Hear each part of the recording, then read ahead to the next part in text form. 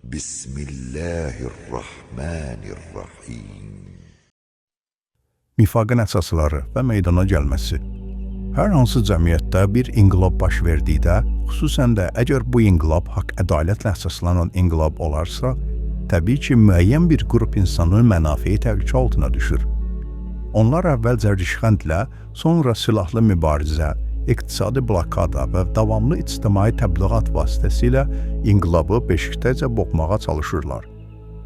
Lakin inqilab qələbə çalıb cəmiyyətin bütün təbəqə və sahələrinə təsir etdikdə, həmin dəstədən bir qrup insan öz mübarizə metodunu dəyişərək özlərini inqilabın tərəfdarları kimi göstərməyə başlayırlar. Həqiqətdə onlar ikiyüzlülük etdiklərinə görə inqilabla aşkarda düşmənçilik edənlərdən daha təhlükəlidirlər. Çünki onların mövqeyi tam olaraq məlum deyil.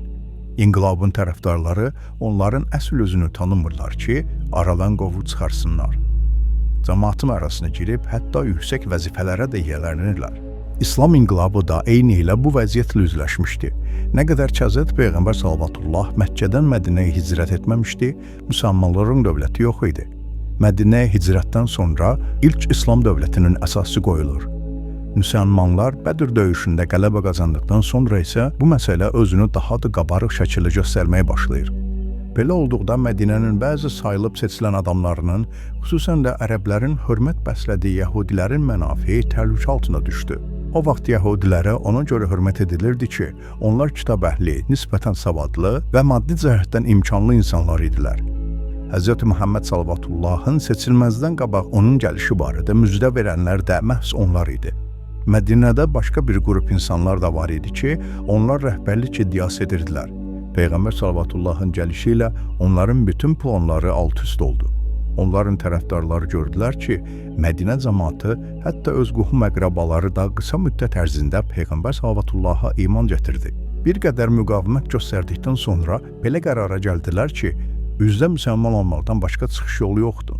Çünki İslama qarşı açıq şəkildə mübarizə aparmaq, döyüş və maddi çətinliklərlə yanaşı, həm də onların həlak olması ilə nəticələnəcəkdir. Xüsusilə də nəzərə almaq lazımdır ki, əsas güc sahibi olan ərəb qəbilələri Peyğəmbər sallallahu tərəfində idilər.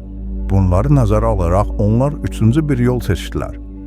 O da bundan ibarətdir ki, özlərini üzdə müsəlman kimi göstərib, əslində isə İslama qarşı planlar cızırdılar. Sözün qısası cəmiyyətdə nifaqın yaranmasının əsas iki səbəbi var.